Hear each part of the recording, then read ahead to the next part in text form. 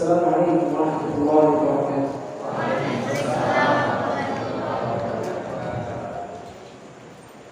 أعوذ بالله السميع العليم من الشيطان الرجيم. بسم الله الرحمن الرحيم. يا ربنا لك الحمد كما ينبغي لجلال وجهك وعظيم سلطانك، حمدا طيبا كثيرا مباركا فيه، ملء السماوات وملء الأرض وملء ما بينهما وملء ما فيهما وملء ما شئت من شيء بعد. الحمد لله الذي هدانا لهذا وما كنا لنهتدي لولا أن هدانا الله، ثم الصلاة والسلام على النبي المجتبى والحبيب المصطفى محمد صلى الله عليه وسلم. أما بعد، قبل أن أبدأ درسي هذا أود أن أخبركم أني أحبكم جميعا في الله، وأسأل الله العلي العظيم أن يجمعنا بهذا الحب في ظله يوم لا ظل إلا ظله. فإنما المؤمنون إخوة في كل بقاع الأرض، سواء كان فلسطينيا أم تونسيا أم أمريكيا. الرابط الذي تربط بيننا والرابط الذي جعلت أن آتي إلى هنا وأشعر بالحب تجاهكم والعكس متبادل هي رابط الأخوة في الله. قال تعالى: إنما المؤمنون إخوة. Bismillahirrahmanirrahim. Setelah mukadimah, beliau menyampaikan bahwa saya sangat mencintai kita semua karena Allah Subhanahu wa Ta'ala. Bahwasanya saudara kita ini telah datang dari jalur Gaza, dari negeri Palestina, negeri yang telah diberkahi oleh Allah Subhanahu wa Ta'ala. Dan juga firman Allah yang telah disampaikan beliau tadi, innamal mu'minuna ikhwah. Sesungguhnya antara umat mukmin itu bersaudara. Jadi tidak ada perbedaan antara kita dengan saudara-saudara kita yang ada di Palestina. Walaupun kita berbeda kulit, berbeda bahasa, berbeda budaya, tetapi kita adalah ikatan yang satu, sama-sama beriman kepada Allah Subhanahu wa Ta'ala. Kita ada ikatan yang paling kuat, yaitu ukhuwah Islamiyah, sama-sama meyakini bahwasanya Allah Subhanahu wa Ta'ala adalah Allah kita. ثم إذا أردنا أن نتحدث عن بلاد الشام بشكل عام وفلسطين بشكل خاص، فإن الذي يميز هذه البلاد هو وجود المسجد الأقصى ومدينة القدس فيها. فإن فلسطين أيها الإخوة الكرام ومدينة القدس تحكي أن هي كانت موطئا للعديد من الأنبياء أتوا عليها وعاشوا فيها وولدوا فيها وصولا إلى خاتم الأنبياء والمرسلين سيدنا محمد الصادق الأمين عندما أتى في ليلة الإسراء والمعراج وأسري به من مدينة القدس. فإن الله سبحانه وتعالى هو الذي اختار المسجد الأقصى كي يكون بوابة ينقلب منها رسول الله صلى الله عليه وسلم إلى السماء. قال تعالى في صدر سورة الإسراء: بسم الله الرحمن الرحيم. سبحان الذي أسرى بعبده ليلا من المسجد الحرام إلى المسجد الأقصى الذي باركنا حوله لنريه من آياتنا إنه هو السميع البصير. وهذه الآية أيها الإخوة الكرام إن دلت فإنها تدل على عدة أمور أذكر منها أن المسجد الأقصى مبارك في الأرض التي حوله. فما بالكم بالمسجد نفسه أيها الإخوة الكرام؟ إنه مبارك بنص الآية القرآنية. ثم إن رسول الله صلى الله عليه وسلم عندما صلى إماما بالناس بالأنبياء والرسل في هذا المسجد دل على أن الدين الإسلامي هو ختام هذه الديانات، وأن المسجد الأقصى هو ملك لكل المسلمين وليس خاص بأهل فلسطين فقط. Baitul Maqdis, rumah yang telah disucikan oleh Allah Subhanahu wa Ta'ala, tanah yang telah diberkahi oleh Allah Subhanahu wa Ta'ala tersebut merupakan ardul anbiya wal mursalin, tanah para nabi dan juga tanah para utusan Allah Subhanahu wa Ta'ala. Hanya negeri Palestina yang dijuluki dengan ardul anbiya, tanah para nabi. Mengapa demikian? Karena banyak di antara para nabi terdahulu memiliki sejarah di Palestina. termasuk Nabi kita Muhammad sallallahu alaihi wasallam, khatamul anbiya, penutup para nabi, memiliki sejarah penting di Palestina. Allah Subhanahu wa taala telah memilih negeri Palestina, telah mengkhususkan tanah Palestina ini. Karena apa? Karena Palestina ini telah dipilih oleh Allah sebagai bawaqatus sama, pintu langit.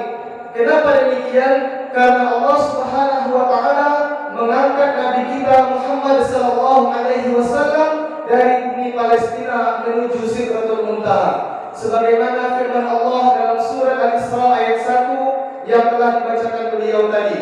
Maha suci Allah yang telah memperjalankan Nabi kita Nabi Muhammad sallallahu alaihi wasallam pada malam hari dari Makkah Al-Mukarramah menuju Masjidil Aqsa yang terletak di bumi Palestina. Allah Subhanahu wa taala tidak langsung mengangkat Nabi kita Muhammad dari tanah Makkah. Kalaulah diangkat langsung oleh Allah, mudah bagi Allah. Tetapi Allah Subhanahu wa taala asra, memperjalankan terlebih dahulu menuju Masjidil Aqsa yang terletak di bumi Palestina. Dan juga pada ayat tersebut yang diberkahi bukan hanya masjid, tetapi wa ma haulahu, dan apa yang ada di sekitarnya. Artinya apa? Seluruh tanah Palestina juga diberkahi oleh Allah Subhanahu wa taala. Dengan diisrakannya Nabi Muhammad sallallahu alaihi wasallam ke tanah Palestina, artinya agama Islam ini merupakan penyempurna dari agama-agama sebelumnya. Dan juga ketika Nabi kita sampai di Al-Aqsa, ia salat dengan para nabi dan ia langsung mengimaminya. Artinya tanah Palestina bukan hanya milik orang Palestina, bukan hanya milik orang Gaza, tetapi milik umat Muslim yang ada di dunia ini. فيا أيها الإخوة الكرام، إن المسجد الأقصى هو الذي قال فيه رسول الله صلى الله عليه وسلم: لا تشد رحال إلا لثلاث مساجد، وذكر منها المسجد الأقصى. وكذلك أيها الإخوة الكرام هو إلى القبلتين، فقد صلى رسول الله صلى الله عليه وسلم إلى هذا المسجد أكثر من 16 شهرا. وكذلك أيها الإخوة الكرام فهو ثاني المسجدين الذي وضع في الأرض.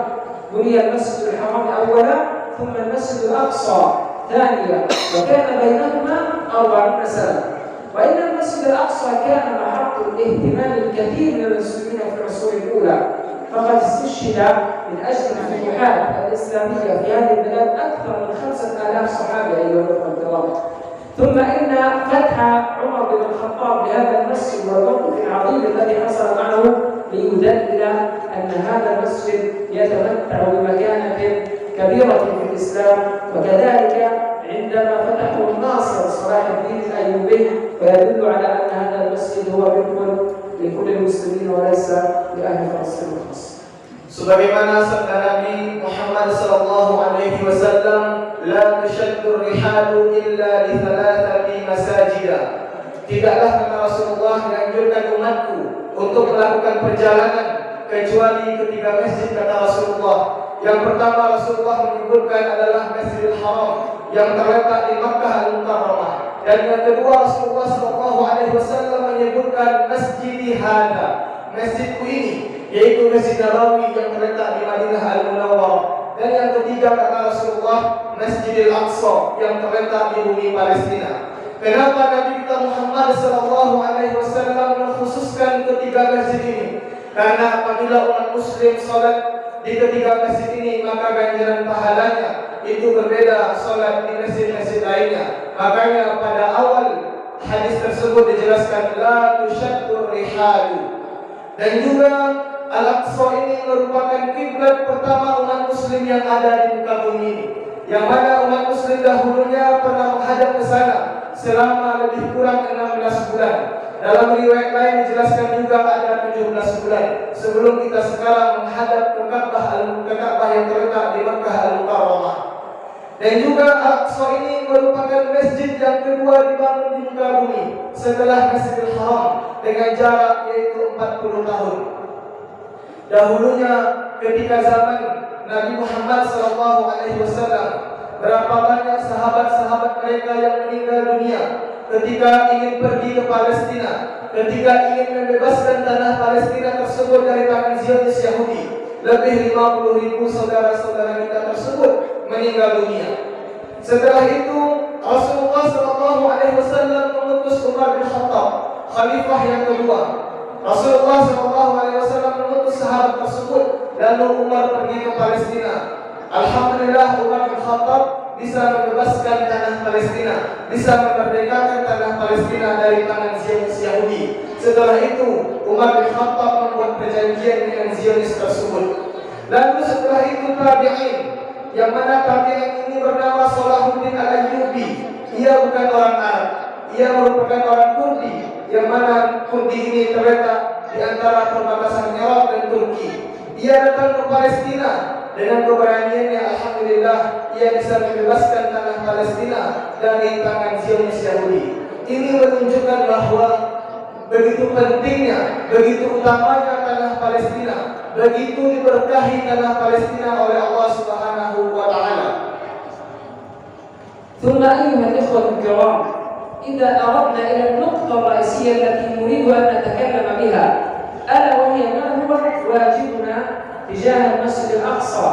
هذا بالعموم وبالأخص ما هو الواجب الذي يقع علينا كي نكون من الجنود الذين سيحررون المسجد الأقصى إن شاء الله. النقطة الأولى أيها الأخوة الكرام هو أن نعود إلى دين الله عودا جميلا، أن نتمسك بدين الله، أن نتمسك بتعاليم الإسلام، أن نرجع ونعود إلى دين الله سبحانه وتعالى، هذا بشكل عام. ثم علينا أن نتشبث بالقرآن الكريم ونحفظ القرآن الكريم في صدورنا قبل عقولنا ونفهم آياته. فمثلا إذا بحثنا في سورة الإسراء وجدنا من صفات الجيش الذي سيحرر المسجد الأقصى قال تعالى في الآية: ثم بعثنا عليكم عبادا لنا أولي بأس شديد فجاسوا خلال الديار وكان وعدا مفعولا. هؤلاء العباد من صفاتهم أنهم ذو بأس شديد، أي أنهم ذو قوة عظيمة. والقوة أيها الإخوة الكرام تتمثل أولا في قوة العقيدة، أن نكون نؤمن إيمانا عميقا وكبيرا بالله سبحانه وتعالى، وبأن الله سيسخر لهذا المسجد من يحرره.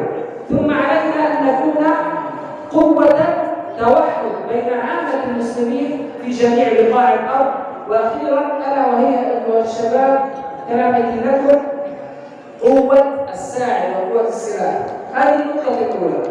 أما النقطة الثانية أيها الإخوة الكرام، علينا أن نتعلم المسجد الأقصى، نقرأ كم مساحته، نزيد المعلومات، نزيد الثقافة حول هذا المسجد، كيف تبلغ مساحته، ما هي عدد أبوابه، ما هي المعالم التي يحتويها المسجد الأقصى، ما هي المداخل، ما هي المخارج. وإلا كيف أيها الإخوة الكرام لكم أن تتصوروا أن تذهبوا إلى هناك كي تحرروا المسجد الأقصى ثم إنكم لا تعلمون تفاصيله، ونربي صغارنا منذ الصغر على هذا الأمر. الأمر الثالث أيها الإخوة الكرام، علينا أن نجاهد في سبيل الله بقدر ما استطعنا، بأنفسنا، بأموالنا، بدعائنا، بكل ما نملك. لو رجعنا إلى القرآن الكريم وتفحصنا كل آيات الجهاد في سبيل الله لوجدناها أنها تبدأ بالجهاد بالمال قبل الجهاد بالنفس، إلا الآية في سورة التوبة: إن الله اشترى من المؤمنين أنفسهم وأموالهم وقدم النفس على المال في هذه الآية الوحيدة. Lalu timbul pertanyaan dalam diri kita semua umat muslim, apa kewajiban kita untuk saudara-saudara kita yang ada di Palestina? Apa pentingnya kita mengetahui sejarah Palestina? Apa pentingnya kita bisa membela saudara-saudara kita tersebut? Apakah kita bisa menjadi tentara-tentara Allah yang bisa membebaskan tanah Palestina? Maka kata beliau, kita harus kembali kepada agama Islam. Kita buka lagi Al-Quran, kita pahami bahwasanya dalam Al-Quran tersebut betapa banyak ayat-ayat Al-Quran menjelaskan tentang keutamaan Al-Aqsa, dan juga bagaimana kita bisa berjihad di jalan Allah Subhanahu wa taala. Dan juga dalam surat Al-Aqsa, dalam surah Al-Isra, dalam surah Al-Isra dijelaskan bahwasanya bagaimana kita bisa menjadi tentara-tentara Allah yang bisa membebaskan tanah Palestina. Maka dalam Al-Quran dijelaskan semua keutamaan Al-Aqsa Al-Aqsa, keagungan Al-Aqsa. Dan juga dalam Al-Quran dijelaskan Baitul Maqdis, rumah yang telah disucikan oleh Allah Subhanahu wa taala, yang dimaksud di situ adalah tanah Palestina. Dan bagaimana kita bisa menjadi tentara-tentara Allah juga telah termaktub dalam surat Al-Isra. Tinggal kita baca bagaimana kita memahaminya, bagaimana cara kita memahami arti tersebut agar kita bisa membebaskan tanah Palestina. Dan juga kata beliau, kita harus bersatu sebagai umat muslim. Kita bersatu bagaimana bisa membebaskan tanah Palestina dari tangan Zionis Yahudi. Karena kalau bukan kita umat muslim yang membebaskan tanah Palestina, lalu siapa lagi? Oleh karena itu, kita sebagai umat muslim yang bisa membebaskan tanah Palestina. Nah, bagaimana caranya? Caranya adalah kita harus berilmu. Kita harus memiliki banyak pengetahuan, banyak wawasan tentang Palestina. Kenapa kita harus membebaskan tanah Palestina? Kenapa kita harus berjuang untuk saudara-saudara kita yang ada di Palestina? Apa pentingnya bagi kita untuk membela Al-Aqsa tersebut? Dan juga kita harus mengajarkan anak-anak kita bagaimana ia bisa mencintai tanah Palestina. Dari kecil kita ajarkan anak-anak tersebut bagaimana ia bisa mencintai, menyukai tanah Palestina, Al-Aqsa, rumah yang telah disucikan oleh Allah Subhanahu wa taala. Contohnya kata beliau, mungkin kita ajarkan anak-anak kita berapa luas Al-Aqsa, di mana letak Palestina, di benua apa Palestina tersebut. Sekarang ini tinggal berapa lagi luas Palestina tersebut, siapa yang menjajahnya. Mungkin itu bisa kita ajarkan kepada anak-anak kita. Karena kata beliau, kalau dalam Al-Quran telah dijelaskan jihad bentuknya ada dua. Yang pertama jihad dengan harta amwal, dan yang kedua jihad dengan diri nafs. Nah, dalam Al-Quran tersebut banyak dijelaskan terlebih dahulu jihad dengan harta dibanding jihad dengan diri. Mengapa demikian? Karena banyak di antara kita yang belum tentu bisa langsung berjihad dengan nafsu, dengan diri. Maka harta inilah yang mewakili jihad kita. Kita berikan harta kita untuk saudara-saudara kita yang ada di Palestina. Mereka kuat dalam berjuang, mereka makin teguh dalam mempertahankan agama Allah. Itu bentuk jihad kita untuk saudara-saudara kita yang ada di Palestina. Wassalamualaikum warahmatullahi wabarakatuh. Waalaikumsalam.